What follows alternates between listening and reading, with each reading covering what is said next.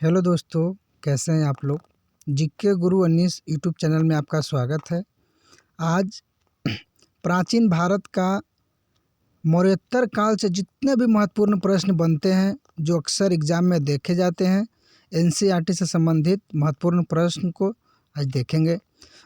सब वही प्रश्न है जो अक्सर हम लोग एग्जाम में देखते हैं। आइए शुरू करते हैं।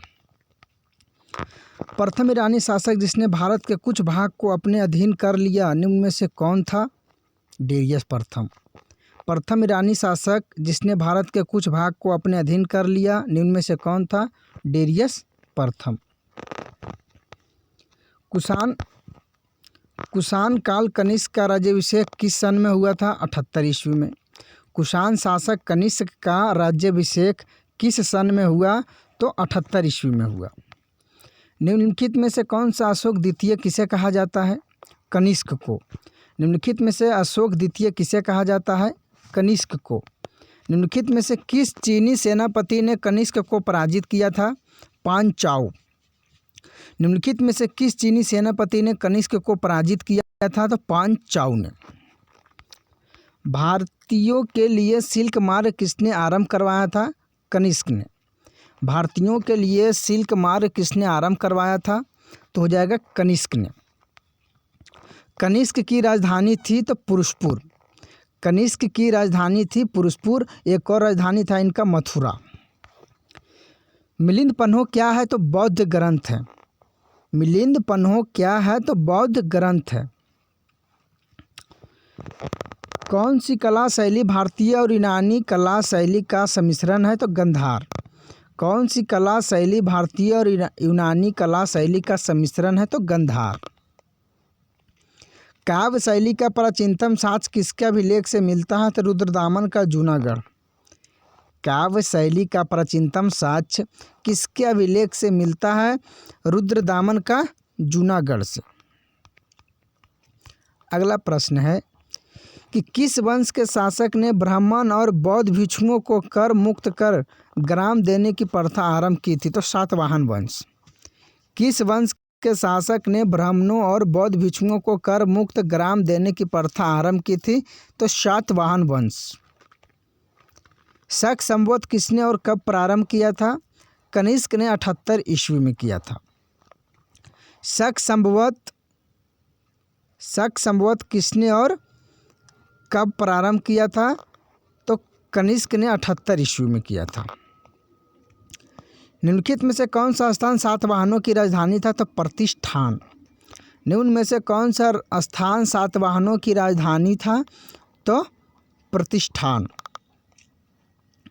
निम्नलिखित में से सुमेलित कीजिए और सूचियों को नीचे दिए गए कूट कर सही उत्तर का चयन कीजिए। कला शैली, शिलालेख या पुस्तक का संबंधित व्यक्ति, तो गंधार कला से संबंधित है कुषाण। गंधार कला से कौन है, कुषाण। जूनागढ़ शिलालेख से हो जाएगा रुद्रदामन प्रथम। जूनागढ़ शिलालेख से हो जाएगा रुद्रदामन प्रथम। मिलिंद पन्हो हो जाएगा मीनांडर। मिलिंद पन्हो हो जाएगा मीनांडर। तक्षशिला लेख से हो जाएगा पतिक। तक्षशिला लेख से कौन सा हो जाएगा, तो पतिक हो जाएगा। निम्न में से चरक किसके राज चिकित्सक थे। कनिष्क। निम्न में से चरक किसके राज चिकित्सक थे, तो कनिष्क। बिना बेगार के किसने सुदर्शन झील का जीर्णोद्धार कराया था, तो रुद्रदामन प्रथम ने। बिना बेगार के किसने सुदर्शन झील का जीर्णोद्धार कराया था, तो रुद्रदामन प्रथम ने। अगला प्रश्न है किस कला को ग्रीक बौद्ध शैली के नाम से जाना जाता है, तो गंधार कला को। किस कला को ग्रीक बौद्ध शैली के नाम से जाना जाता है, तो गंधार कला को। निम्नलिखित साहित्य कृतियों को उनका लेखक के साथ मिलान कीजिए। साहित्यिक कृति और लेखक। कवि राजमार्ग का कौन हो जाएगा, तो अमोघ वर्ष हो जाएगा। कवि राजमार्ग का लेखक हो जाएगा अमोघ वर्ष हो जाएगा। आदि पुराण का हो जाएगा जिनसेन हो जाएगा। आदि पुराण का जिनसेन हो जाएगा। गणित सार संग्रह हो जाएगा महावीराचार्य हो जाएगा। गणित सार संग्रह का महावीराचार्य हो जाएगा। अमोघ वीर्तिक हो जाएगा शाक्टायन हो जाएगा। अमोघ वीर्तिक हो जाएगा शाक्टायन हो जाएगा। शाक्टायन।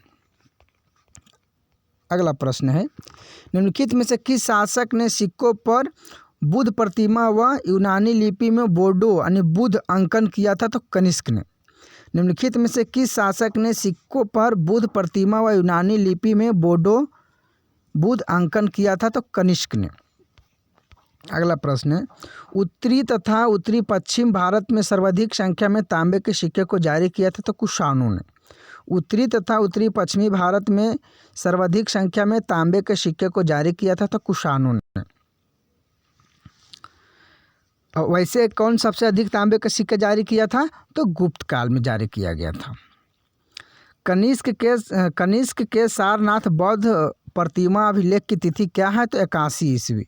कनिष्क के सारनाथ बौद्ध प्रतिमा अभिलेख की तिथि क्या है? तो 81 ईस्वी। निम्नलिखित में से विद्या की सबसे पुरानी पीठ कौन सी है? तो तक्षशिला। निम्नलिखित में से विद्या की सबसे पुरानी पीठ कौन सी है? तो तक्षशिला। कभी कभी पूछा जाता है तक्षशिला विश्वविद्यालय की स्थापना कब हुआ था? तो 800 BC में, यानी 800 ईसा पूर्व में। विक्रम संवत कब से प्रारंभ हुआ था? तो 57 ईसा पूर्व में। कभी कभी देखिएगा दोस्तों कि 58 ईसा पूर्व ही रहता है, तो थोड़ा विरोधाभास है, तो ज़्यादा करके 57 ही रहता है, 57 नहीं रहे तो 58 रहेगा। तो विक्रम संवत कब से प्रारंभ हुआ? तो 57 ईसा पूर्व। निम्नलिखित शासकों में से किसके लिए एका ब्राह्मण प्रयुक्त हुआ है? तो गौतमी पुत्र सतकर्णी। निम्नलिखित शासकों में से किसके लिए एका ब्राह्मण प्रयुक्त हुआ है? तो गौतमी पुत्र सतकर्णी। निम्नलिखित में से किस शासक को सर्वप्रथम सोने के सिक्के जारी करने का श्रेय दिया जाता है? तो विम कड़फिसस। निम्नलिखित में से किस शासक को सर्वप्रथम सोने के सिक्के जारी करने का श्रेय दिया जाता है? तो विम कड़फिसिस। तो विम कड़फिसिस कौन सा शासन काल से था? यह कुषाण काल से संबंधित है। अगला प्रश्न है, सातवाहन वंश का महानतम शासक किसे माना जाता है? तो गौतमीपुत्र सतकर्णी को। सातवाहन वंश का महानतम शासक किसे माना जाता है? तो गौतमीपुत्र सतकर्णी को। निम्नलिखित में से कौन एक कनिष्क के दरबार से संबंध नहीं था? तो पतंजलि। निम्नलिखित में से कौन एक कनिष्क के दरबार संबंधित नहीं था? तो पतंजलि नहीं था, अश्वघोष था, चरक था, नागार्जुन था। पतंजलि हो जाएगा, पुष्यभूत शुंग वंश से संबंधित है। शुंग वंश के पश्चात किस वंश ने भारत पर राज किया? तो कण्व। शुंग वंश के पश्चात किस वंश ने भारत पर राज किया था? तो कण्व। सिमुक निम्न वंशों में से किसका संस्थापक था? तो शातवाहन का। सिमुक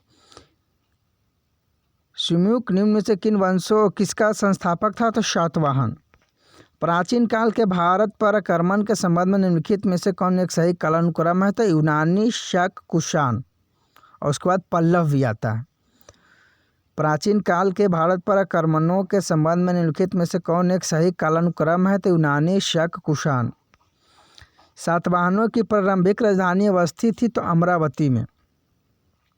सातवाहनों की प्रारंभिक राजधानी अवस्थित थी? तो अमरावती में। निम्नलिखित में से किस वंश के शासकों को पुराणों में श्री पर्वतीय कहा गया है? तो इक्ष्वाकु।